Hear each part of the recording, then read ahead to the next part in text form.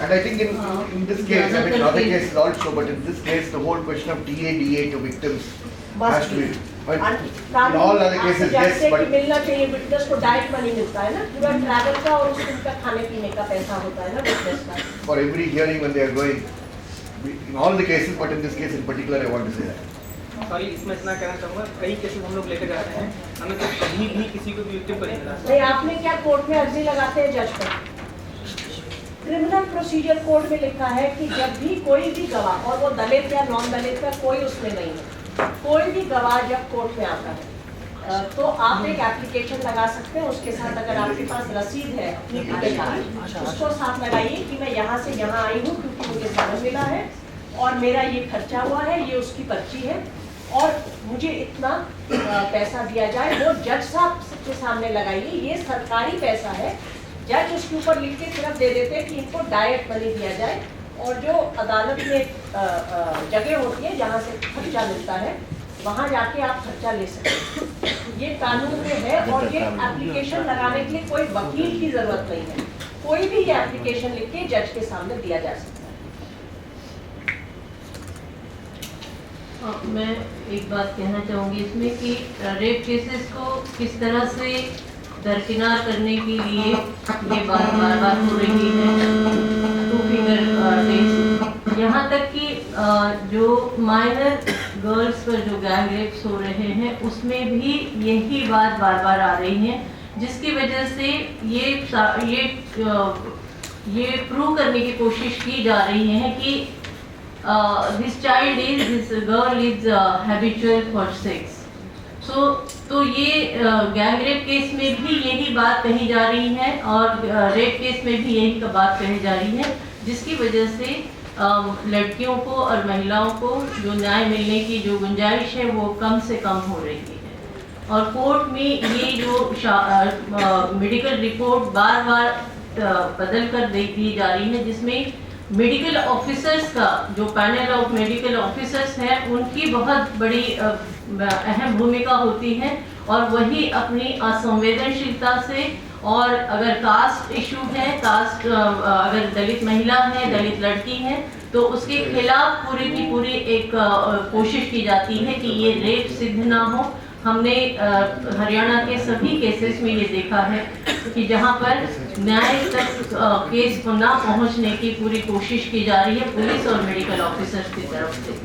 और अभी जिन के केस में भी यही हुआ है जिसका आशा जिक्र कर रही थी. तो हम ये फिर से गवर्नमेंट ऑफ इंडिया और कमीशंस और तमाम पुलिस और तमाम जितने भी महकमे हैं उनसे ये हमारी मांग रहेगी गवर्नमेंट ऑफ इंडिया से कि ये टेस्ट इसे रोक दिया जाए और जो एविडेंसेस है, जिस एविडेंसेस के आधार पर रेप केस सिद्ध हो सकता है उसे ही माकूल माना जाए, वरना ये कभी भी न्याय तक नहीं पहुंच सकती है.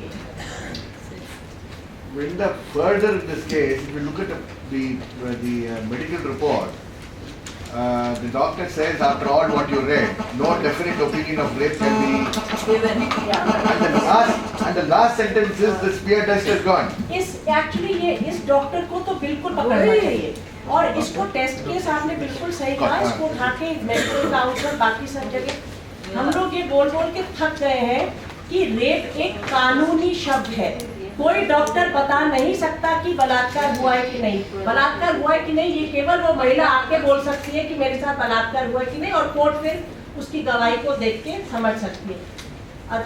डॉक्टर केवल ये बता सकता है कि क्या मुझे शरीर पर कुछ जबरन उसके साथ उसके, क्योंकि ये 2012 का शायद केस है, तो उस वक्त तो रेप की परिभाषा भी सीमित थी. अब रेप की परिभाषा बहुत बड़ी हो गई है और इसलिए भी डॉक्टरों को सोचना होगा कि जब रेप की परिभाषा बदल चुकी है आज की तारीख में, तो जिसमें अगर आप किसी के शरीर के अंदर अपना उंगली या कोई ऑब्जेक्ट भी डाले तो आपको उसमें क्या एविडेंस मिलेगा और आप क्या ढूंढ रहे हैं किसी के अंदर. और जहाँ पर इतना पावर प्ले है दलित और दूसरी जाति का, वहाँ पे आपको क्या निशान मिलेंगे शरीर के ऊपर. तो ये डॉक्टरों का काम नहीं है. डॉक्टर यहाँ पर जज बनने की कोशिश कर रहे हैं और पूरे कोर्ट की जो प्रक्रिया है उसके अंदर हस्तक्षेप कर रहे हैं. और इस बात को बिल्कुल गंभीर रूप से उठाना, केवल पुलिस के ऊपर नहीं, हमें मेडिकल फ्रेटर्निटी को इस बात पर बिल्कुल उनके ऊपर हमको बात रखनी चाहिए।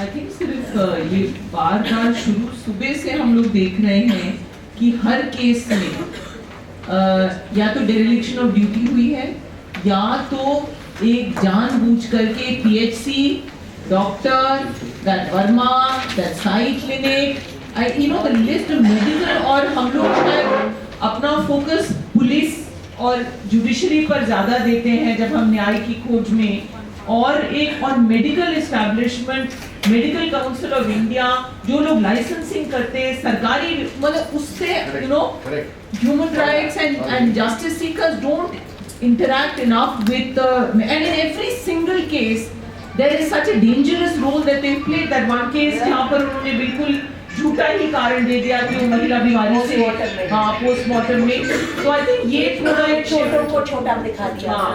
तो ये पूरा एक शिफ्ट शायद जूरी के लिए भी एक सीख है कि हमें भी अपनी गाड़ी थोड़ा सा मेडिकल एस्टैब्लिशमेंट की तरफ जोर से चलानी पड़ेगी। Such things are very nicely schemed collusion of these medical officers, the police, everybody is thinking, and then ultimately there's just no way of breaking this, because we have been seeing this kind of violence for so many years. We ourselves have been following up, and today we are just bringing this sample, which we are also saying that tomorrow also it's still going to be the same, and how do we make a dent somewhere, and what that should be. देखो, मैं तो कह रही हूँ कि medical establishment को ये 120B के अंदर बार इनको हम लोगों ने बड़ी कोशिशें भी की हैं।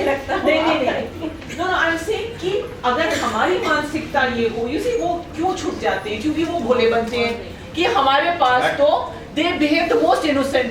We got a case, we never knew the police. We are not in caste collusion. We are not, and it's like an unspoken conspiracy. You do something, we will protect you.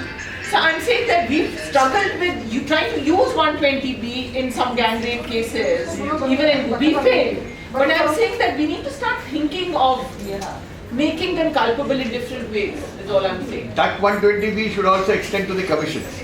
Okay, now we are all getting really carried away by what मैं सिर्फ इसमें एक बात जोड़ना चाहती हूँ, जो बात आपने शुरू की थी कि यहाँ पे बहुत से लोग आ नहीं पाए हैं क्योंकि उनको डराया धमकाया गया है, और जो आए भी हैं उनको मालूम नहीं वापस जाके किस तरह की प्रताड़ना की जाएगी, क्योंकि उन्होंने इतनी हिम्मत थी कि अपनी बात दिल्ली तक लाए हैं। और मुझे नहीं लगता ये जूरी किसी भी तरह आपको कोई सिर्फ ये कह सकती कि हम आपके साथ हैं और आपकी बात सुन रहे हैं, मगर हम आपको उस तरह से कुछ दे नहीं सकते हैं प्रोटेक्शन के रूप में।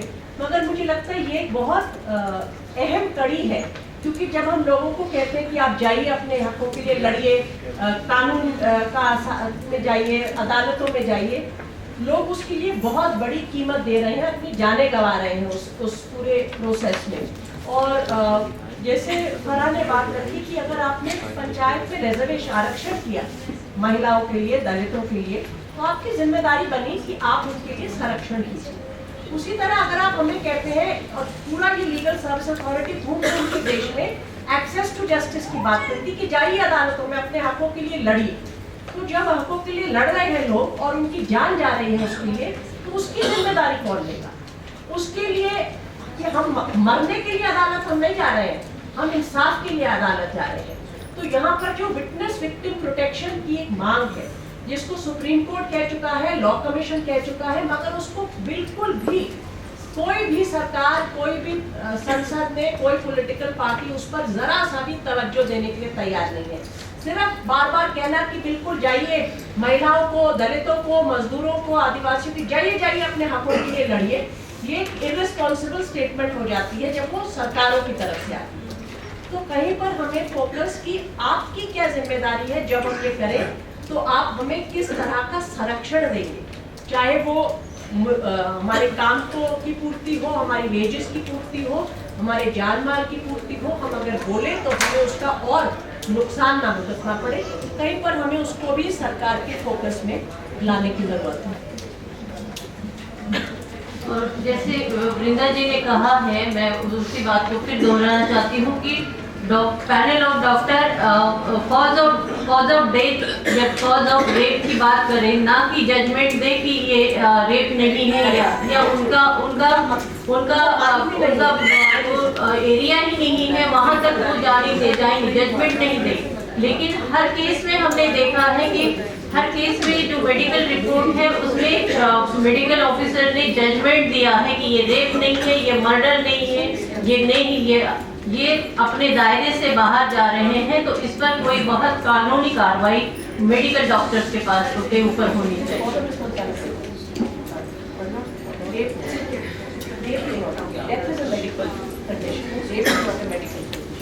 सर आप कुछ कहना चाहिए? बताइए। हम भी बिहार में बहुत सारे मामले को देखा है। उसमें पहले तो बड़े पैमाने पर यहाँ दब जाता है कि जो विक्टिम है वो सो नहीं करता है कि मेरे साथ रेप। पहली घटना यह है, उनके साथ रेप होता है लेकिन वो बोलते हैं कि प्रयास किया गया। हम तो पूरी तरह से बोलते हैं कि भाई अगर आपको अंगुली भी पकड़ लिया तो आप बोलिए कि हमारे साथ। अंगुली पकड़ लेना भी वो अभी उसी दायरे में आता है। और बिहार के 38 डिस्ट्रिक्ट का मैं हर जगह मीटिंग किया, हेयरिंग किया, उसमें सिविल सर्जन को मैंने बोला 4-5 केसों में हमने देखा जो गंभीर रेप के मामले हैं तो पूरी तरह से चीज़ों को बदल दिया। एक तो एज 11 साल की लड़की है, उसको 16 साल कर दिया। हमने कहा कि भाई क्यों कर दिया है आपने? तो 16 साल तो वो कहे तो 16 के 18 के अंदर में जो है वो माइनर ही आएगा। हमने कहा कि हैबिचुएटेड भी आप लिख रहे हैं। इस टाइप से लोग गलती करते हैं। हमने तो अभी इस मीटिंग से भी कहा है कि पहले तो हम लोग को ये चैलेंज के रूप में लेना चाहिए। यदि हमारे साथ एक अंगुली पकड़ता है, गाली भी देता है तो हमें बोलना चाहिए, बहादुरी के साथ बोलना चाहिए कि ये प्रयास कर रहा है रेप इसको शो करने का। दूसरी बात यह है कि डॉक्टर के खिलाफ तो जाना ही पड़ेगा। तो हत्या के मामले में भी बदलते हैं, रेप के मामले में भी। और उस कानून को हम लोग एक बात को ला रहे हैं हर मीटिंग में कि यदि विक्टिम सिर्फ बोल दे कि हमारे साथ एक घटना हुई तो उसको रेप के मामला दर्ज करना होगा। चंपारण में हमने मां बहनों के साथ गैंग रेप और मर्डर, तो दोनों मामले में तो अनभिज्ञ अज्ञात अपराधियों के विरुद्ध अज्ञात महिला के वो हत्या का पता दिया था। उसमें हमने पकड़ के 1 महीना के बाद और सारे लोगों को भीतर करवाया और एट्रोसिटी एक्ट लगाई। उसमें डीएसपी 3 थानाध्यक्ष के विरुद्ध सेक्शन 4 की तहत कार्रवाई हमने की। ये बात हुई है। बक्सर के एक मामले में वहाँ भी इसी टाइप के मामला था और मेडिकल अफसर, लेडीज मेडिकल अफसर थी और वो कह रही थी कि हैबिचुएटेड बता दिया। हमने उस रिपोर्ट को चेंज करवाया वहाँ और लड़की को डीएम और एसपी के सामने बयान हुआ, हमने उसी आधार पर करवाई। तो हमको लगता है कि जो बयान दे रहे हैं, जैसा कि और भी बातें आई, उसी को आधार बना करके इस मामले में कार्रवाई होनी चाहिए। इसी को मैं जूरी यहाँ से प्रस्ताव भी दे गवर्नमेंट। और हम तो अभी 11 तारीख को दिया है कि एक्ट में भी है कि अगर कोई छेड़खानी भी होता है तो मेडिकल रिपोर्ट, किसी के ब्लाउज और साड़ी फट जाए इसमें कहाँ मेडिकल रिपोर्ट मिलेगा। ये इस मेडिकल रिपोर्ट वाली जो बात है, खासकर महिलाओं को अपमान करने वाला गैंग रेप हो, रेप या कोई भी, इसमें इस शब्द को हटाने का, इसमें कहीं से कोई मेडिकल रिपोर्ट की जरूरत नहीं है, सिर्फ उसके बयान ही सबसे ज्यादा है। उसी आधार पर कार्रवाई होनी चाहिए। एक बात हमने रखा इस बार। तो हमको लगता है कि ये यदि हो जाता है तो इसका सोल्यूशन होगा। हमको लगता है कि इसको ही हाईलाइट करना चाहिए।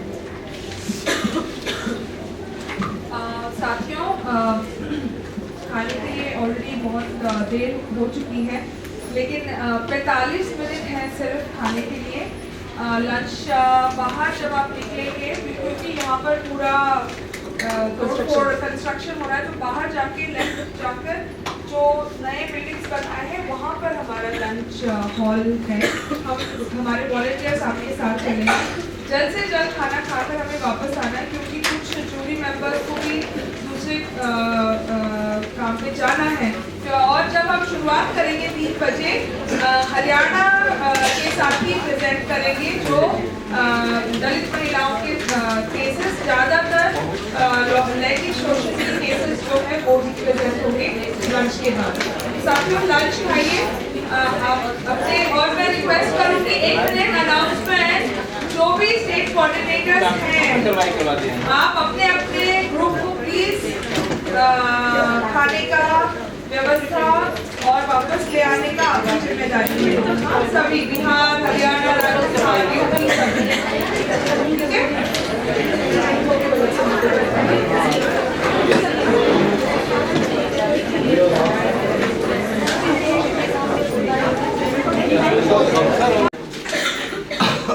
सभी साथियों को जय भीम।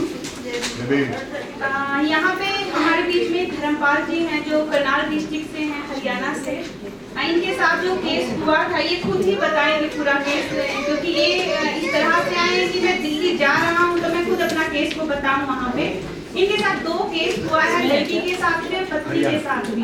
तो हम चाहते हैं धर्मपाल जी से कि वो एकदम लड़की के साथ जहाँ से स्टार्ट हुआ है ना वैसे वो 03 and 04 सॉरी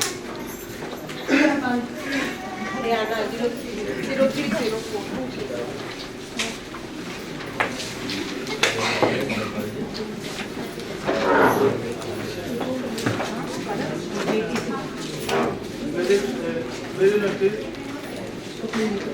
मेरी लड़की स्कूल में स्कूल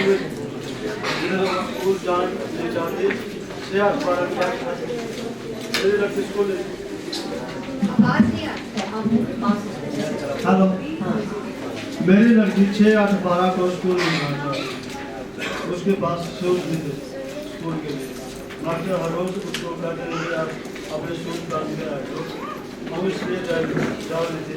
दुकान में से एक लेडीज है पड़ोस में, उसने उसके जबरदस्ती स्कूल में भेजा कि जा तो स्कूल में जा, अरे आज तेरा कुछ नहीं होगा। ये नहीं पता था हमारे को, मतलब लड़की को भी आगे क्या होगा। जैसे वो स्कूल में गई, स्कूल में बस स्टैंड के पास बस में मतलब निर्भर बड़ी उतरी तो पहले तो मोटरसाइकिल पे एक बैग पे पीछा गया अमन और कृष्ण ने, और फिर स्कूल के पास पहुंचे जब उसने कार में आए और कार में उसको जबरदस्ती उठाकर मतलब कुरुक्षेत्र की ओर लेकर चले। उसके साथ 2 बार रेप किया। रेप होने के बाद वो हमारे को पता लगा कि आपकी लड़की स्कूल में नहीं आई। हम स्कूल में गए, हमारे को मिले नहीं। तो जब हम स्कूल में पहुंचे उन्होंने हमारे को देख लिया कार में स्कूल में छोड़ने के लिए। तो वो वहाँ से छोटे स्कूल में उन्होंने एक यूनिवर्सिटी गाँव के पास वो वहाँ छोड़ कर चले गए और कहने लगे अगर ये तो किसी को बताएंगे तो हम तेरे माँ बाप को जान से मार देंगे।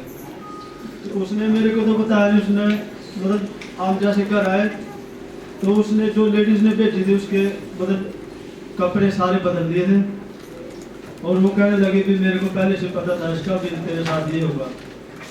जैसे मैं आया तो मेरे को तो कुछ बताया नहीं, उसकी मम्मी से उसने बताया नहीं होगा कि ऐसे करके मेरे साथ पर मेरे को कुछ नहीं बताया।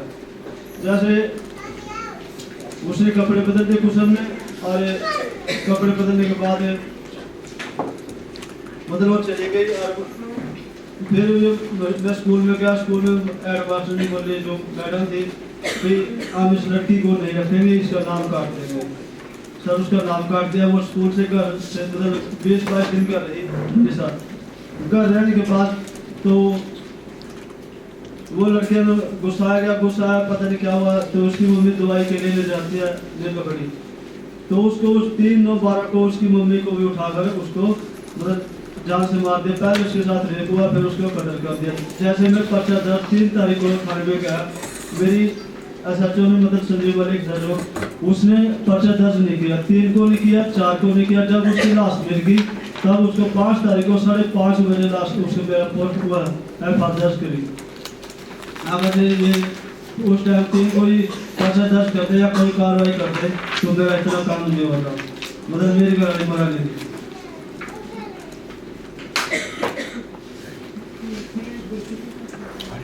इसके FIR व्यक्ति को आशा 20/9/2018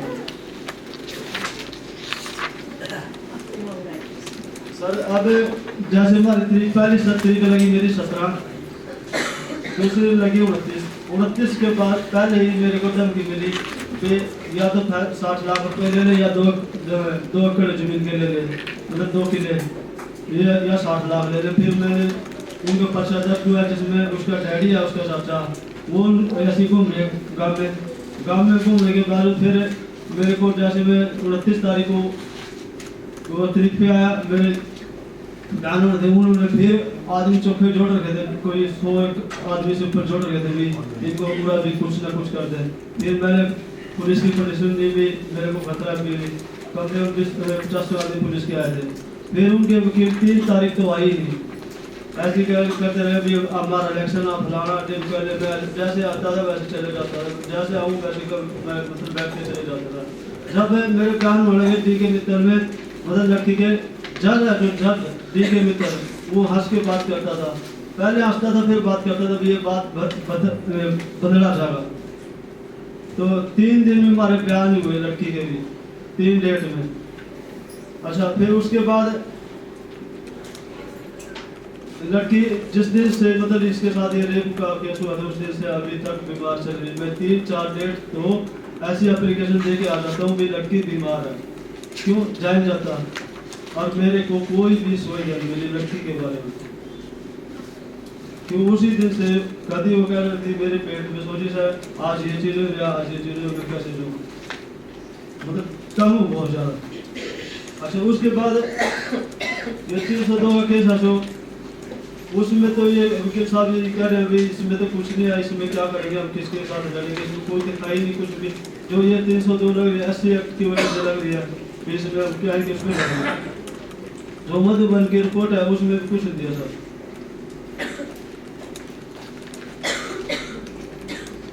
और ये इसके ये मेरी 24 तारीख थी ये इसी महीने की 302 में भी बयान हुएगी, बयान कहेगी कब 302 में, तब उसमें कुछ दिखाई नहीं, पुलिस ने पीछा खा गया बहुत ज़्यादा। SI राम प्रकाश है जो जैसे मैंने 5 तारीख को लास्ट आई थी ये यहाँ से मतलब मेरा पहले करना रहा 6 तारीख को 7 को मैं 6 को रोहतक भेज दिया, रोहतक भी मेरा पीछा किया तो वो उसकी बेहतरी का था। ये बोला 7 बजे मेरे को रोहतक अभी संस्कार करता हूँ नहीं तो मैं तेरे को लाश दिलाता हूँ, अभी मैं तेरे को लाश दिलाऊँगा। उसकी ये थी कि जैसे मैंने फिर घर के बारे में बोला कि मैं आज रात की संस्कार करूँगा भैया अभी लाश ले लूँगा पर लाश छोड़ दूँगा, तो लाश को लेके जैसे मेरा रास्ता उड़े से कुछ से साइड पड़ता है करनाल से और वो ले गया यमुनानगर साइड में मतलब करनाल से इंद्री को अपने रिश्तेदारों के काम में कमाकर रात के 11 बजे शमशान में रहता है भैया अभी संस्कार कर दूँगा और इसका इसी के कारण लग जाएगी इसी ने बात की। सर मैंने हिंदू समाज के उसके मैं अब संस्कार नहीं करूँगा, मैं अपने घर लाश को लिया, मैंने 7 तारीख को मतलब उसका संस्कार किया।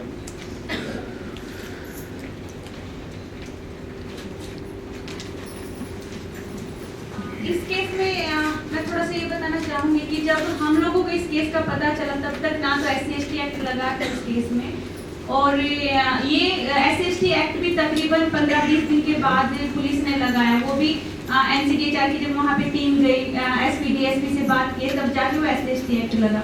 उसके बाद हम लोग कंपनसेशन दिलवाने में तो थोड़ा सा सक्सेस हो गए कि मर्डर केस में 302 में 4,75,000 और 376 में जो लड़की का जो केस था उसमें 60,000 इनको पैसा हम लोग दिलवा चुके हैं। लेकिन इसमें जो हम लोगों को जो समस्या आ रही थी और अभी तक जो है, एक तो था कि पुलिस ने पूरी तरह से इस केस को पूरा गुमराह किया, वो कैसे डेड बॉडी को घुमाते रहे, फिर इनका FIR उस डेट में नहीं किया, FIR में डेट भी गलत कर दी है, और 302 भी वो बहुत ही टाइम के बाद लगाए हैं। और जब वो चलान कोर्ट में पेश किए हैं तो लास्ट में लिखे थे कि ये पूरी तरह फाइनल नहीं है, अभी तफ्तीश जारी है, और क्योंकि कोर्ट में चलान पेश करना 90 दिन या इस तरह से जरूरी है तो इसलिए हम इसको कर रहे हैं। उसके बाद इनको इसलिए गुमराह किया गया कि CBI जांच चल रही है इस केस में, तो ये लोग ये सोचते रहे कि CBI SP खुद बोलते थे कि आपके केस में CBI जांच चल रही है।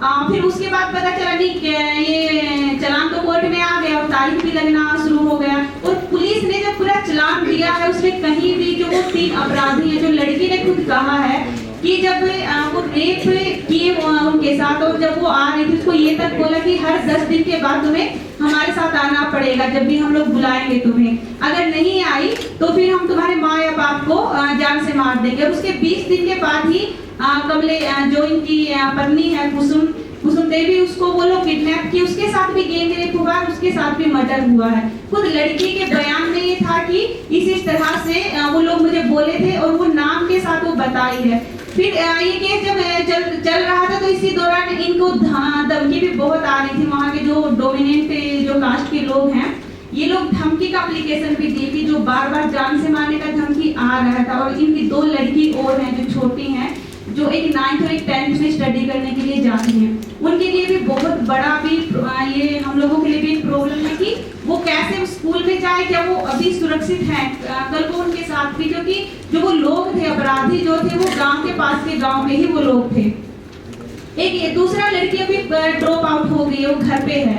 तीसरा कि जब उसके साथ रेप हुआ, ना तो उसको कोई ट्रीटमेंट मिला, ना कोई मेडिकल उसको फैसिलिटी मिली, जबकि रेप के बाद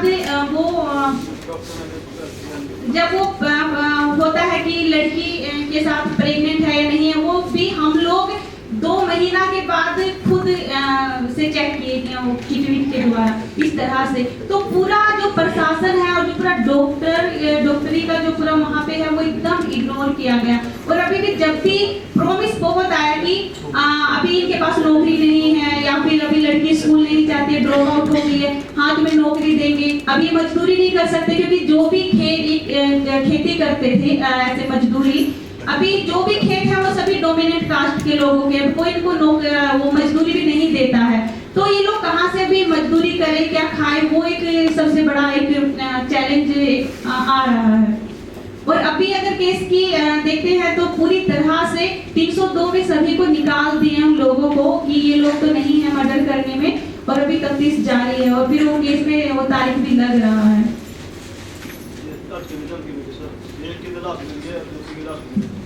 और फिर दो बार इनको धमकियां मिली हैं, और फिर इनके खिलाफ ही 100-150 लोग इकट्ठा होके एसपी के पास पहुंचे कि ये मेंटली डिस्टर्ब हो गए, पागल हो गए ये, कि ये हर किसी पे इल्जाम लगा रहे हैं कि ये मुझे धमकी दे रहा है, ये मुझे धमकी दे रहा है। अभी इन्हीं के खिलाफ FIR वो लोग करवाए हैं, और इनको वारंट भी इनके लिए जारी किया है। अभी ये बता रहे हैं अभी 2-4 दिन के अंदर ही कि आपके लिए एक वारंट भी जारी किए हैं, और आपको अभी थाने में आना होगा।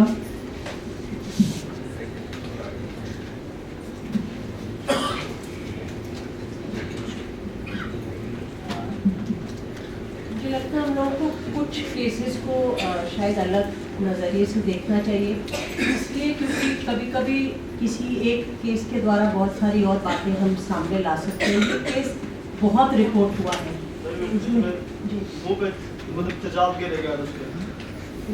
आपकी पत्नी तो ये क्योंकि बेटी के बलात्कार हुआ, उसके बाद पत्नी का बलात्कार और हत्या की गई। आशा और आप सब लोगों ने इस बात को सामने लाए हैं, तहलका मैगजीन में आया है, और भी कई तरीकों से ये बात सामने आई। सुप्रीम कोर्ट में भी आज एक केस आपका चल रहा है जी इसी की तरह, पुलिस के साथ मिलके हम लोगों जी, ने उसमें शायद मुआवजे वगैरह की भी बात उठाई गई जी। उसमें अगर ऐसे मुकदमे में भी कहीं रास्ते नहीं मिलेंगे, और कहीं हम लोग जो पूरा सिस्टम का बायस है उसके खिलाफ हम कोई छोटी भी जीत नहीं हासिल कर पाएंगे, तो फिर मुझे लगता है एक हताशा जो लोगों में और हम सब में आ जाएगी, उससे हम में भी लड़ने की हिम्मत कम हो जाती है। तो कभी कभी शायद कुछ केसेस में हम लोगों को भी आगे बढ़कर एक अलग तरीके से योगदान देना पड़ेगा, एक अलग तरीके से उनको लड़ना पड़ेगा। अब जैसे इनकी बेटी की गवाही हो चुकी है शायद बलात्कार वाले केस में, तो या तो क्या आप लोगों की तरफ से, आशा मैं ये आप लोगों के लिए भी खास बोल रही हूँ, क्या आप लोगों की तरफ से उसको रेगुलरली सबके सामने, क्योंकि इस देश में इतनी घटनाएं एक तो होती हैं और लोग तो चाहेंगे कि ऐसी बातें जल्दी से भुला दी जाए, बस एक दिन एक शाम का हंगामा हो और बात को ख़त्म कर दिया जाए। तो क्या आप लोगों की तरफ से किस तरह सबकी नज़र में इस बात को बार बार लाया जा सकता है? क्या वहाँ पर लोकल स्तर पे इनके पास वकील हैं? क्योंकि केवल गांव वाले ने ये भी लंच में भी बता रहे थे, पुलिस वाले सब इनके खिलाफ हैं। जो मेन एसआई था जिसकी अब तबादला किया गया है वो भी उनके साथ मिला हुआ है। इनको धमकियाँ मिल रही हैं। इनके और भी बच्चे हैं जिनका भरण पोषण की जिम्मेदारी इनके सर पर है। तो उस सब हालात में एक तो कोर्ट कचहरी की लड़ाई, उसमें कितना सामर्थ्य आज की तारीख में है? अगर नहीं है तो और क्या क्या उसमें और लोग किस तरह योगदान दे सकते हैं? एक है कि सरकार पर तो हम लोग दबाव बनाए ही रखते हैं, मगर हम जानते हैं कि ये सिस्टम बहुत हद तक काम करता नहीं है। इसमें बिल्कुल सब दलितों के प्रति और औरतों के प्रति एक बायस है। तो आपको सिस्टम के अंदर तो जवाबदेही मांगनी है, मगर बाहर से भी काम जैसे आप लोगों ने आज तक किया है इस मामले को यहाँ तक लाने में, कहीं पर इनकी हिम्मत बनाए रखने के लिए, इनकी बेटी की हिम्मत बनाए रखने के लिए हम लोग और उसमें क्या कर सकते हैं? इन्होंने शायद हाई कोर्ट में सीबीआई की इंक्वायरी के लिए 302 वाले केस में डाला है। वो उसमें जब उसमें फैसला आने में टाइम लगता है हाई कोर्ट वगैरह में इन चीज़ों में, मगर इनको जैसे धमकियाँ मिल रही हैं ये कर अभी मेरे पास करे आई कोर्ट से वो ध्यान अगर कागज तैयार करके आप ध्यान रखूंगा ध्यान रखूंगा। उस जज का वो कहना ठीक है, जब तक उसके पास स्टे ऑर्डर नहीं है वो केस को नहीं रोक सकता। तो कानूनन रूप में वो सही बात कह रहा है। मैं ये नहीं कह रही वो इसलिए कह रहा है क्योंकि कानून हो सकता है उसकी कोई बात नहीं हो, मगर कानूनन रूप से वो ठीक कह रहा है। स्टे ऑर्डर के बिना वो केस को नहीं रोक सकता है। या तो फिर हाई कोर्ट से स्टे ऑर्डर मिले, पर उसके साथ साथ जो आपको धमकियाँ मिल रही हैं इनको कैसे एक पब्लिक फोकस में रखा जाए और कैसे इस एटलीस्ट कुछ केसेस को एक उदाहरण बनाकर कि सरकार से किस तरह हम जवाब देंगे। मुझे लगता है इस ट्राइब्यूनल में से हमें कुछ ऐसी बातें तो उठानी होंगी ताकि हम उसको कहीं पर आगे लेकर जा सकें। I think I'll very briefly say like this Dhanpal ji's case, his daughter and his wife, I think is a very classic case to really highlight the different kinds of barriers, no, right from the incident till up to now on one hand, and the whole failure of the entire system to protect them and their family. On the other hand, it was also for us as Dalit women activists,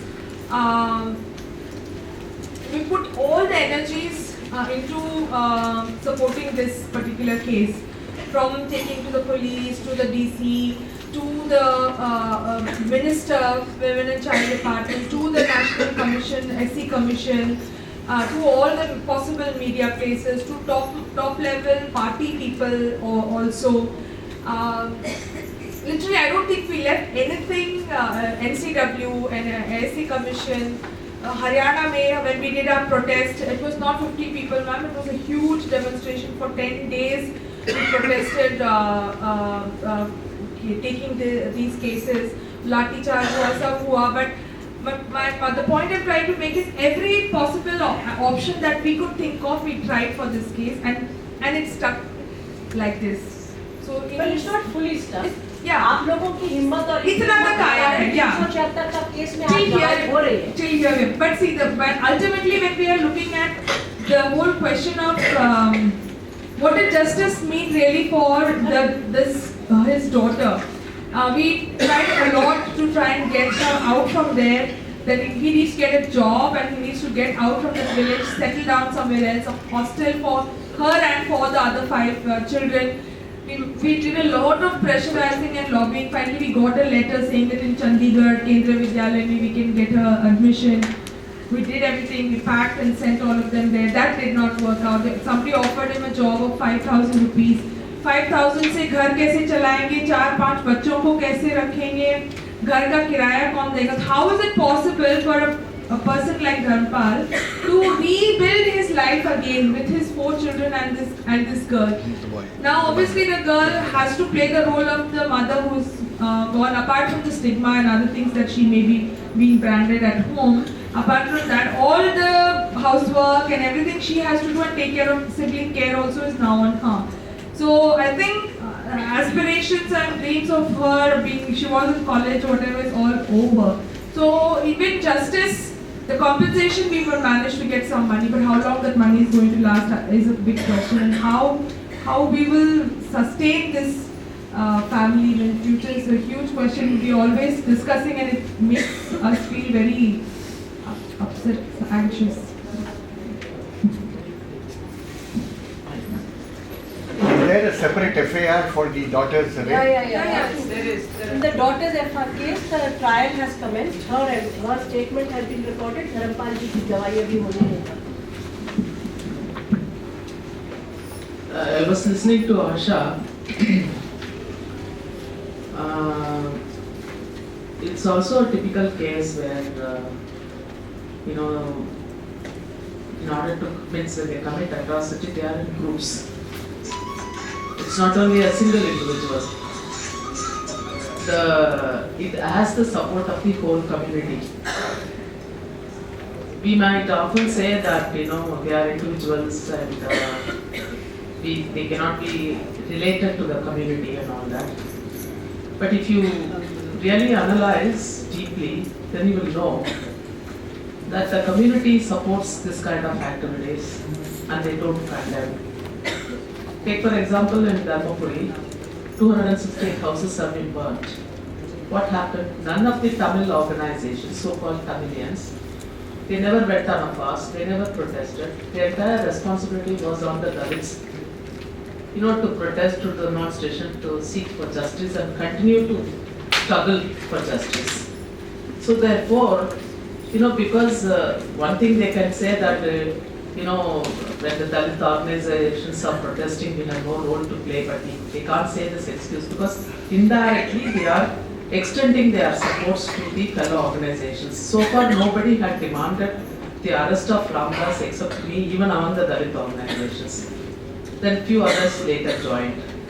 So therefore, when an act of atrocity is committed, we must always presume that has the support of the caste Hindus and the community, and therefore it has to be taken as a community issue, not an individual case. So in his case, look at his case, because he is fighting all alone. And he has to depend upon organizations to come for, and that organization also will treat him as an individual. Because I have full regards for these organizations which are taking up such cases. Good, they must be applauded. But it's because you yourself feel the insufficiency of taking up the case further, how to give livelihood to this gentleman, because the organization cannot give livelihood. In such circumstances, what happens is the morale of the community goes down further, saying that even those organizations came to our rescue, but nothing had happened. So what is the ultimate solution that we need for this kind of individual cases? Because ultimately we have to slowly build up network which can make them survive within the village, and they have to be boldly face the situation, and why they are not able to go to school or get education or employment because of their landlessness. So we conveniently forget this, and we don't give prominence to it, or we don't give precedence to rest of these issues. So we look at this atrocity as though it's an individual stray cases and try to seek justice for these cases. So since you made these comments, I thought I would say this. But actually my point was not about us, our helplessness as an organization. The point there is that particularly when you look at Haryana, networks and organized networks that perhaps we may see in and political parties that we may see in the south, it's not there. There are no NGOs, there are no women's organizations, there are no organized networks, law networks, support systems. There is nothing like that. So in a situation like that, when it was only groups who were concerned about violence against Dalit women who went and highlighted these cases, and today there is some visibility to that. That's the only thing. And no, you don't want to defend the organization, I know. No, because organizations do their work, but they have their limitations. Ultimately, political power sharing, that only can help the situation. That's what I was trying to impress upon. Absolutely, but at that point in time, that was what Dharmpal and his wife, his daughter and family needed that, and that was offered. Issue is not क्या हो रहा है कि पूरा जो responsibility है about looking after the woman, the witness etc. falls on that organization or the person who is supporting. And I think that we need to shift from that it's not the organization's responsibility, it is the state who is responsible for this. And for that, whatever institutions that exist, like for example the commission, we keep coming back to the commission, but the commissions that exist, it's their responsibility to ensure from the state the protection, either in terms of providing police protection, ensuring that the trial is done in a hasty manner, in a fair and transparent manner, and that is completed within a specified period of time instead of dragging on. So the entire responsibility of providing protection should fall upon the institution. How do we ensure that that is done? I think that वो हमको ज़रा focus करना चाहिए इसके ऊपर कि जो state institutions है वो किस तरीके से वो protection दे सकते हैं और देना चाहिए जब ऐसे cases सामने आते हैं. And just to keep I mean, you need all appreciation for the work that has been undertaken. In any of these cases, whether it is under the SCSK Atrocities Act, as we are looking at now, or generally violence against women, or cases of custodial violence, etc., the small successes that civil society has to rejoice has come out of exactly the hard work that you have done.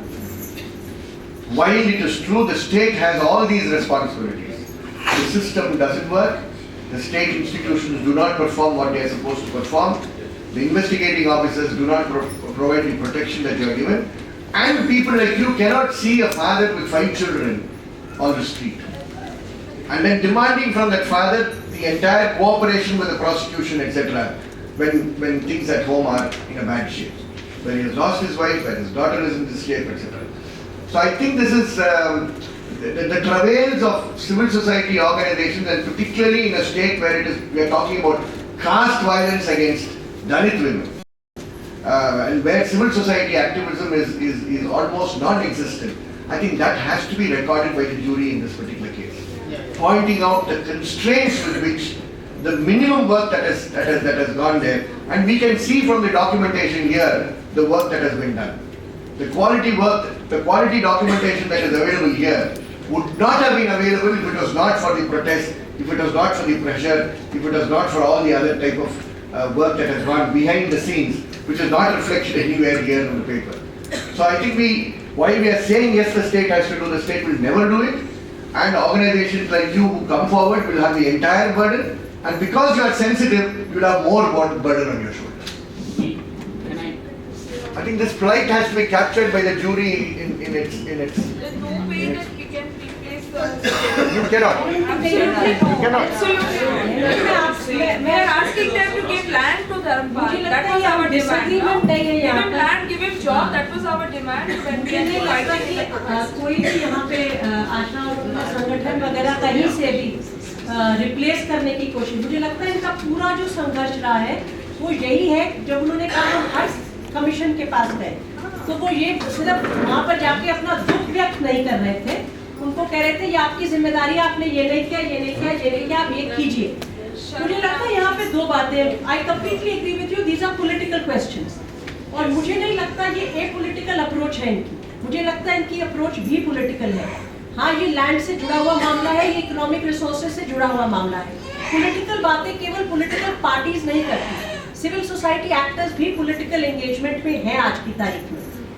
Land और उससे जो जुड़ा हुआ मुद्दा है वो एक सवाल है जो हरदम उठाना है, मगर जब आपके सामने एक इंडिविजुअल केस आता है तो आप उसको बेरी नहीं कर सकते कि ये बहुत बड़ा संघर्ष है, जब तक वो खत्म नहीं होगा हम आपको नहीं डील कर सकते, क्योंकि वो संघर्ष भी उसमें हिम्मत देता है वो बड़ी लड़ाई में. स्टेट के सामने हम लोग जाते हैं, हम सब जाते हैं, यहाँ पे कोई ऐसा बैठा नहीं जिसने स्टेट की अकाउंटेबिलिटी के लिए काम नहीं किया, मगर स्टेट वो काम नहीं करता है. आप स्टेट NCW का उदाहरण ले लीजिए, दलितों की इस वक्त उदाहरण आ रहे हैं. क्या यहाँ की राष्ट्रीय महिला आयोग ने सोनी सोनी और बाकी मुद्दों पे जगदलपुर की एक जेल विजिट की, आज 1 साल से ऊपर हो गया, वो अपनी रिपोर्ट पब्लिक डोमेन में नहीं रख रहे. यहाँ बैठे हैं वो महिला संगठन वाले लोग जो रोज जाकर वहाँ पर धरना दे रहे हैं, कह रहे हैं रिपोर्ट दीजिए, वो रिपोर्ट नहीं देते हैं. ऐसे हालात में क्या हम केवल जवाबदेही मांग के हम कह सकते हैं हमने अपना काम खत्म कर दिया? मुझे लगता है ये सवाल आशा लोग हमारे सामने रखते हैं और उसके लिए हमारी सॉलिडारिटी को कैसे एक्सटेंड किया जा सकता है और स्टेट की अकाउंटेबिलिटी को। जब ये लोगों ने सुप्रीम कोर्ट में कॉम्पेंसेशन के लिए केस डाला है तो उन्होंने स्टेट की कॉम्पेंसेशन को निरर्थक माना है और कहा आपने कॉम्पेंसेशन एक्सटेंड कर दिया, वो एक जवाबदेही का तरीका ढूंढा है। तो वो जवाबदेही ये लोग ढूंढ रहे हैं मगर कहीं ना कहीं उसमें हिम्मत और उसको और आगे बढ़ाने के लिए, और मेरा बहुत अपना पर्सनल मानना है कि इंडिविजुअल केसेस को आगे रखने से संघर्ष में हिम्मत आती है, ना कि संघर्ष घटता है। इसलिए उस दौरान हम लोग किस तरह उसमें योगदान दे सकते हैं वो बोलना भी बहुत जरूरी है। Yeah, I quite agree. I don't want to go back into arguments. But the thing is, you see, individual cases cannot be just looked at individual case only. Because I'm just insisting that if he has land, this would not have happened to him. So we look at it in a prevention. No. Mostly, because you look at all the cases. See, you just do the analysis of entire atrocity cases just registered here only. All the 45 cases, most of them are landless. Do you agree or not? So, land, one thing. At least you know the fear of that the individual might go to the court and he will fight till the tooth and nail. That fear will be there. That's what I'm saying. It will act as a because it doesn't happen to you and me. Because who are educated and also wealthy, it doesn't happen to many of the rich people. It's only Absolutely. No. What I'm trying to say is, while we are conducting public hearing. Absolutely. No. She is not. She's saying. No. Let me conclude, Vimalji. One second, because I will come. No. I will conclude that. One minute. You just give me, because you have to give precedence. See, you have to give precedence to land. Distribution of land and bringing about the land bill. So only then these things will, because only conducting public hearing will not help. That's what I am saying. Now you can Want to say something? Please. Yeah, We have to come back to the case because there are so many other cases. Bureau की तरफ से ये मैं sorry feel कर रही हूँ कि हम केस को मद्देनजर रख के जब बात करने रहे हैं हम पॉलिटिकल इश्यूज पर कहाँ पर जा रहे हैं। पॉलिटिकल इश्यूज को डिस्कस करने हम यहाँ नहीं बैठे हैं, ये हमारी गलती है। हम प्लीज इस जो सरकार की जो इंसाफी हुई है उस पर ही बात करें, हम इधर उधर नहीं बैठे। बिल्कुल मैम, अभी अगर एक एफआईआर वहाँ पे किसी विक्टिम को करवाना हो तो पहले ये बोलना पड़ता है कि हुड्डा से परमिशन लेके आओ तब एक एफआईआर होगा, एक एफआईआर भी नहीं हो पाता है। तो ये सबसे बड़ा वहाँ पे चैलेंज है। अभी एक केस 2 साल पहले हुआ कि इतना प्रोटेस्ट वहाँ पे किया, धरना प्रदर्शन हुआ, तब पूर्णिया जाके 20 दिन के बाद एक एफआईआर हुई है वहाँ पे। एक सिंपल एफआईआर करने के लिए भी हम लोगों को इतना कुछ करना पड़ा। करनाल में एक मेमोरेंडम देने की बिल्कुल डीसी के यहाँ पे जब अभी आशा बता रहे थे कि 9-10 दिन का हम लोग ये कारवा पूरे 9-10 डिस्ट्रिक्ट में निकाल के जब एक मेमोरेंडम डीसी को देने जा रहे थे उस समय पूरा दिन तक लाठीचार्ज ही होता रहा एक मेमोरेंडम देने के लिए। तो ये सिचुएशन है वहाँ पे और हम इस चीज को मतलब अगर आर्गुमेंट या इस तरह से बनाएंगे तो मुझे नहीं लगता कि वो थोड़ा सही, क्योंकि मुद्दा वहाँ पे अभी है कि हम विक्टिम को कैसे उस थाने तक पहुँचाए, कैसे एफआईआर करवाएं, कैसे सेक्शन हो, कैसे वो पुलिस जो पूरा इस मामले को पूरा रफा दफा कर देती है। पॉलिटिक्स पूरा एमपी एमएलए हर चीज में मुद्दा शामिल होता है हमारे वहाँ पे कि किस तरह से केस दबाए जाए। मेडिकल जब वो आता है एमएलआर उसमें भी 2 फिंगर टेस्ट होता है। हर लड़की अभी जितना भी हमारे यहाँ पे विक्टिम महिलाएं आई हैं, लड़कियां जो 5th क्लास की स्टूडेंट है, ये भी बोला गया मेडिकल में कि सीजे हैबिचुअल गर्ल 2 फिंगर टेस्ट करके। तो हमारे तो 376 नहीं आता है एफआईआर में, और हम लोग क्या अभी उम्मीद कर सकते हैं। और अभी तक ये जो 9-10 केस यहाँ तक आए हैं वो इन विक्टिम का बहुत बड़ा योगदान है कि अभी तक ये फाइट कर रहे हैं। धमकियां आ रही है, जान से मार देंगे, दूसरी लड़कियों का बलात्कार कर देंगे, उसके बावजूद भी ये यहाँ पे बैठे हैं।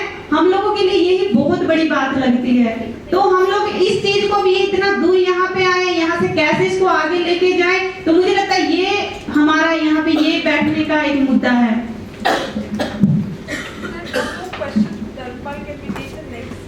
Yes. Rajat will present. दर्पण जी आप आइए और हम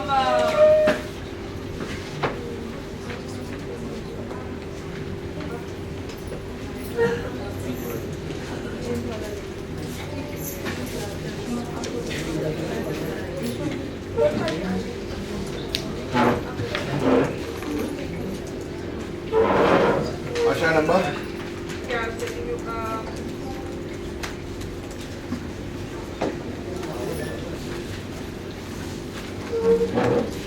two.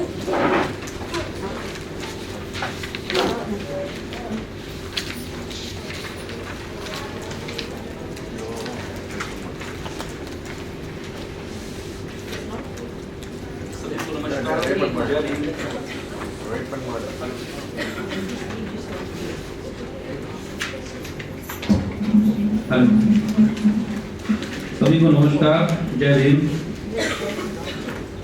अभी हम जो केस लेने जा रहे हैं, ये अभी सारा का सारा इस केस के बारे में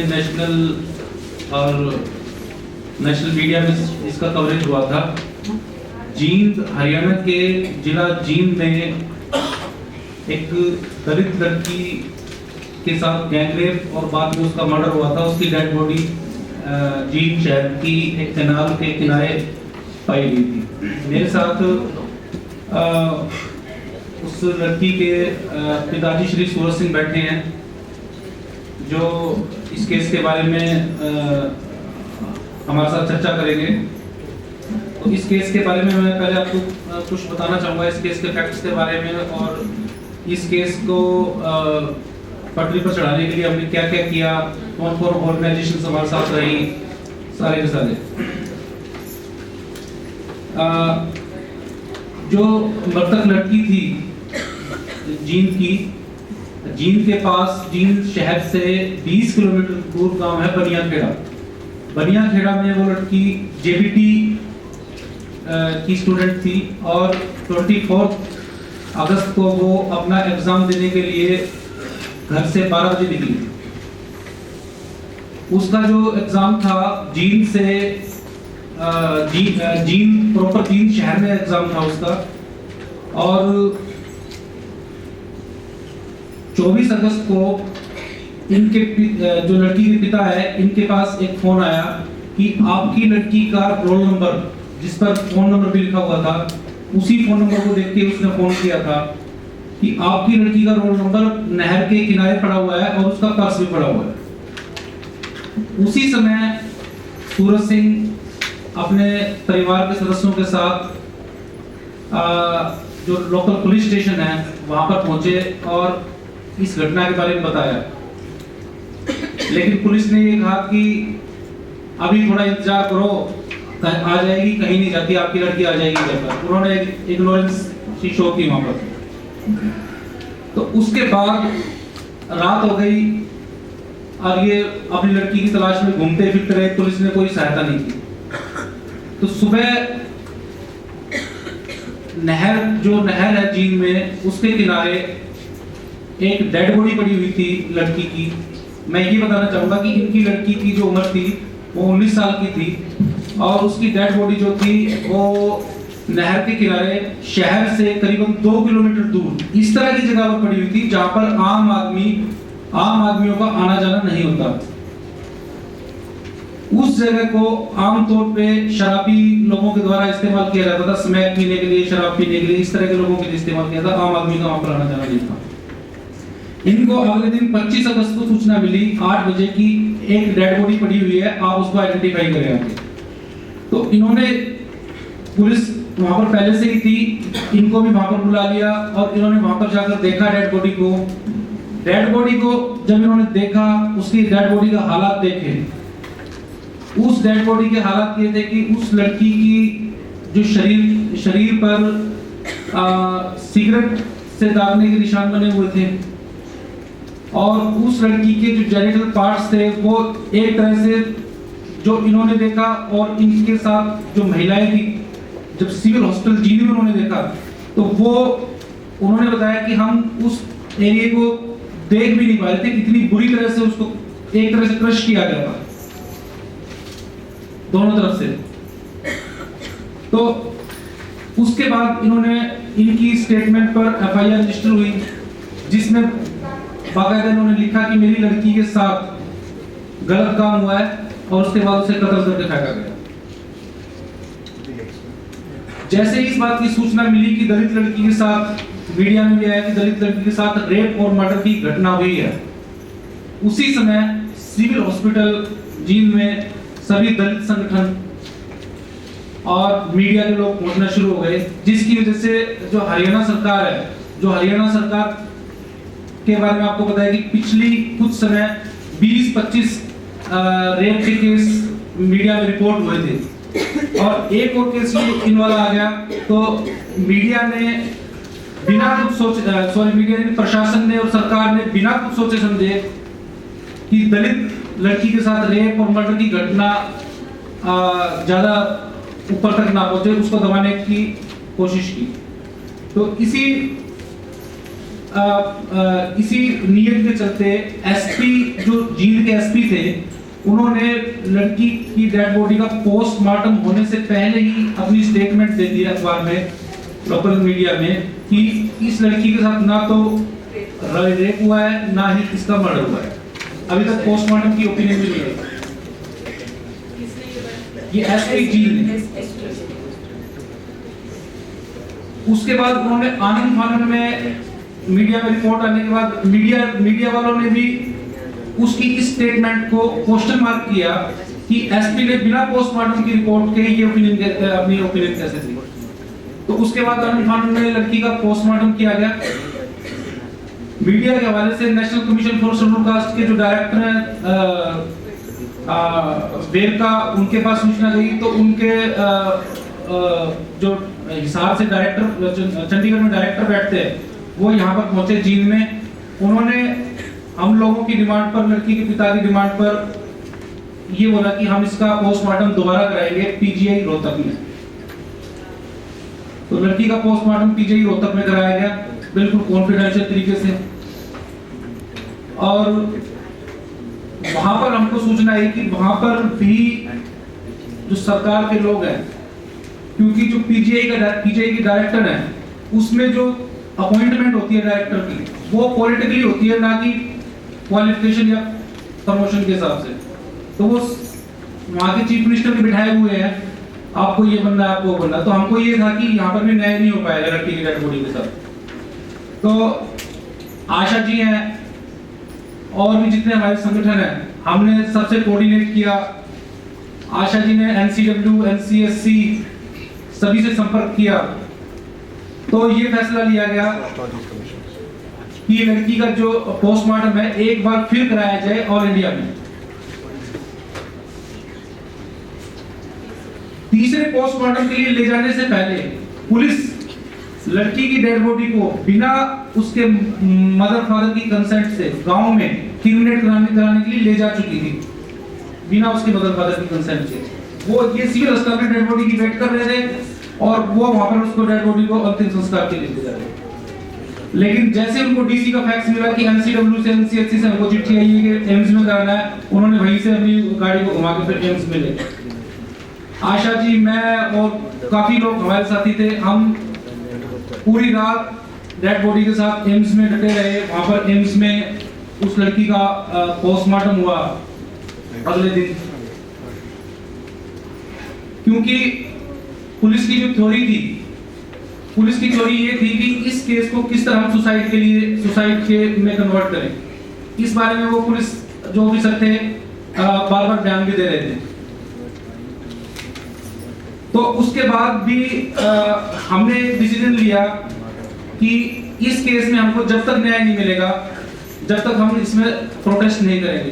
तो जितने भी हरियाणा के और हरियाणा से बाहर के दलित संगठन थे, सिविल सोसाइटी के लोग थे, मीडिया के लोग थे, हमने सिविल हॉस्पिटल जींद में ही अपना धरना प्रदर्शन जारी रखा। डेड बॉडी जो थी वो एम्स से आ गई थी। एम्स से आकर हमने जो डीप फ्रीज होता है पोस्टमार्टम हाउस में, वहां पर डेड बॉडी को रखा था। हमने डेड बॉडी को रिसीव नहीं किया, इन्होंने रिसीव नहीं किया, क्योंकि ये कहते थे जब तक जो दोषी हैं उनको अरेस्ट नहीं किया जाएगा तब तक हम अपनी बेटी को यहीं पर रखेंगे। उसके बाद 7 दिन तक उस डेड बॉडी को वहां पे रखा और डेड बॉडी वहीं पर सिविल अस्पताल में पड़ी रही। 7 दिन के बाद पुलिस ने क्या रवैया अपनाया कि हम जैसे प्रोटेस्ट कर रहे थे, हमारे साथ इनका परिवार बैठा था, कम से कम 2000 की संख्या में पुलिस वाले हेलमेट पहनकर, लाठी लेकर, बंदूकें लेकर चारों तरफ से हमको घेरा और गांव के एक गुट को जो एंटी दलित एटीट्यूड का जो ग्रुप था उसको सक्रिय कर दिया कि आप डेड बॉडी को लेकर गांव में जाओ, हम इनको लाठी मार के यही बिछा देंगे, आप जाके अंतिम संस्कार करो। किसी तरह लड़की के पिता भी काफी परेशान हो चुके थे डेड बॉडी को 7 दिन तक रखे हुए, तो हमने एक बीच का रास्ता निकालकर प्रशासन के डिप्टी कमिश्नर को मौके पर बुलाया और उनसे हमने अपनी कुछ मांगे रखी कि इसकी एक तो सीबीआई जांच हो, दूसरा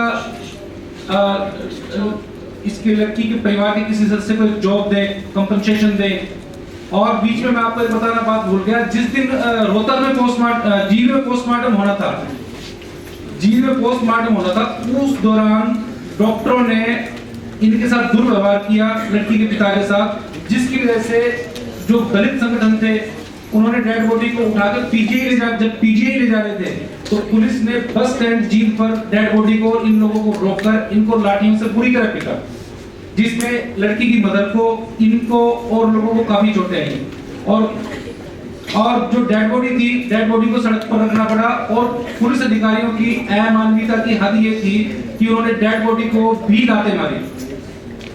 ये सारे के सारे मामला मीडिया में भी रिपोर्ट हुआ, टीवी चैनलों पर भी चला। उस बारे में भी अभी मजिस्ट्रेट जांच चल रही है उस डीएसपी के खिलाफ जिसने डेड बॉडी को लाते मारी। अभी फिलहाल पोजीशन ये है कि इस केस में करीबन 1 महीना पहले करीबन 28 या 29 तारीख को एम्स में मेडिकल हुआ था, पोस्टमार्टम हुआ था। हमको आज तक उस पोस्टमार्टम की कॉपी नहीं दी गई। हमने ऑल इंडिया मेडिकल के डॉक्टरों से पोस्टमार्टम की कॉपी मांगी तो उन्होंने कहा हम इन्वेस्टिगेटिंग एजेंसी को दे चुके हैं, हम आपको नहीं देंगे। इन्वेस्टिगेटिंग एजेंसी के जो एसपी थे वहां पर, उनसे हमने कॉपी मांगी, उन्होंने हमें मना कर दिया। हमने आरटीआई लगाई, अभी हमने लेटेस्ट आरटीआई लगाई है। आरटीआई में वो कह रहे हैं कि 1 महीना बाद हम ये डिसाइड करेंगे कि आपको कॉपी मिलनी चाहिए नहीं मिलनी चाहिए, इससे हमारी जांच प्रभावित हो सकती है।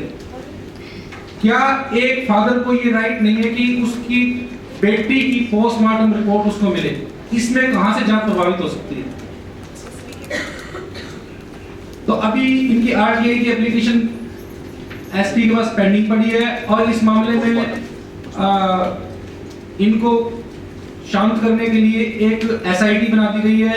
एक दूसरे डिस्ट्रिक्ट के एसपी को उसको जांच अधिकारी बना दिया गया है जो जांच के नाम पर कुछ नहीं कर रहा है। उससे जाके कुछ हम लोगों ने बात की तो उन्होंने कहा यार ये तो सुसाइड का केस ही लगता है।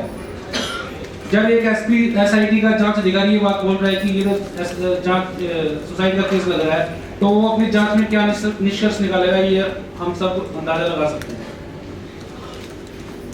अभी इस केस में पुलिस इन्वेस्टिगेशन के नाम पर 0, इनको प्रशासनिक सहायता के तौर पर, कंपनसेशन के तौर पर 0, और गांव के लोगों की धमकियां, पुलिस का प्रेशर, ये सारी की सारी चीज इनको झेलनी पड़ती है। अब आपको ये खुद बताएंगे कि इस केस के बारे में। हाँ जी, मेरी लड़की थी, ये जेबीटी के इम्तिहान दे रही थी, उसके 4-5 पेपर थे, वो 2 पेपर बाकी रहे थे उसके। आजा हमने लड़की पर पूरा विश्वास था, वह अपने नेक नीति से अपनी पढ़ाई कर रही थी, अपना इम्तिहान दे रही थी। 24 तारीख को वो इम्तिहान देने के लिए गई तो हमने लड़की पर पूरा विश्वास था कि लड़की अपना इम्तिहान देकर वापिस आ जाएगी शाम में। तो शाम में लड़की ना आई तो हमने बड़ी चिंता की बात हुई और शाम में बात देख के न हम अपने नज़दीक के जामी पिलुपेरा में एक खाना बना हुआ है, उस खाने में चले गए। अगर हमारी लड़की नहीं आई, अंधेरा हो गया और आप कोशिश करो उसको कहीं से कहीं म्यूजियम में, तो उसने थोड़ा लिख तो लिया, फिर ये बोला कि यहाँ हमारा जींद का एरिया अलग है, तुम जींद में जाओ और वहीं से पूछ लिया। तो उसमें दिन में एक मेरे पास फोन आया था और रोल नंबर का आया था। मैंने द्वार पर था, मैंने तो इतना ज्ञान नहीं था। अब यू बीच में लड़की का मतलब फोन नंबर आया है, मैंने कोई विश्वास नहीं किया इस बात पे। तो लड़की का फोन नंबर आया तो उस पर मैंने बता भाई एक लड़का था आगे इस तरह मतलब फोन नंबर का आया था लड़की का मेरा। तो उसने पूछा अगवे ये बताओ तुम कौन हो? तो उसने बताया मैं रेडी का रहने वाला हूँ, मैं आपके बच्चे के कागज मिले हुए हैं और इन्हें ले जाओ। तो हम उसी टाइम उसके घर पर चले गए मरेड़ी गांव में। उसने मेरे को कागज दे दिया, ये बता भाई मैंने तो ये कागज इसलिए उठाए थे बच्चे के इम्तहान ले रहे होंगे, वो अपने इम्तहान दे लेगी। अगली बात का भी हमें तो पता नहीं है। तो हमें अपना वो कागज लेकर फिर सिटी थाने में जावा जी। सिटी थाने में जाकर बताया भी जिस तरह लड़कियाँ रोजाना इम्तहान देने के लिए आ करती है वो हमने मिल नहीं रही है। तो उन्होंने क्या किया, पर्चा तो लिख लिया, उन्हें ये कह दिया कि भाई यो मरेड़ी गांव हमारे अंदर में नहीं है और तुम सदर में जाओ। सदर वाला का है। तो सदर वाले कहने लग गए भाई सुकुल तो हमारे अंडर में है। तो इस तरह ना तो सिटी वाले रोके ना सदर वाले, दोनों ने मना कर दिया, किसी को लड़की को ढूंढने की कोशिश नहीं की। रात के कम से कम 2 बज जाते हैं तो हम अपने सबर करके घर चले जाते हैं। तो सवेरे वहाँ पर परिवार वाले और घूमने वाले ये देखते हैं तो नदी पर लड़की की मृत्यु पड़ी है, मरी हुई पड़ी है लड़की। तो एक लड़का था, मेरा भाई का लड़का था, और दिन में रोए हैं। उन्हें फोन कराया दादाजी आगे लड़के तो आ रहे, शायद तुम आ जा। तो पहले तो मैं आऊँ, एक लड़का और था मेरे साथ में। शहर से सारे गांव में पता लग गया कि लड़की मिल गई है। तो आस्ते आस्ते सारा गांव भी निकला हुआ है। तो पहले हमने जाकर देखा तो उस पे वहाँ पुलिस भी पहुंची हुई थी। शाम ने तो पुलिस ने किसी को ढूंढने की कोशिश नहीं करी और उस टाइम पर पुलिस हमने आ गई मिली। हमने जाके देखा लड़की को बड़ी बुरी हालत से, शरीर सारा खून में धंसा, आधा सारा को निशाने दी, चोटें लगी हुई थी लड़की के, बुरी हालत में मारी गई थी। अब तो अपना लड़की को उठाकर उसमें अस्पताल में ले आएगा। अस्पताल में जाकर ने और अपना कागज पत्र लिखने लगे। ये कहने लगे वे लड़की का तो कुछ भी नहीं हो रहा है, ये तो बिल्कुल सही है, इसका शरीर कहीं से चोट नहीं लग रही है और अपना ये बिल्कुल ठीक है। और तो इस बात ने लेकर सभी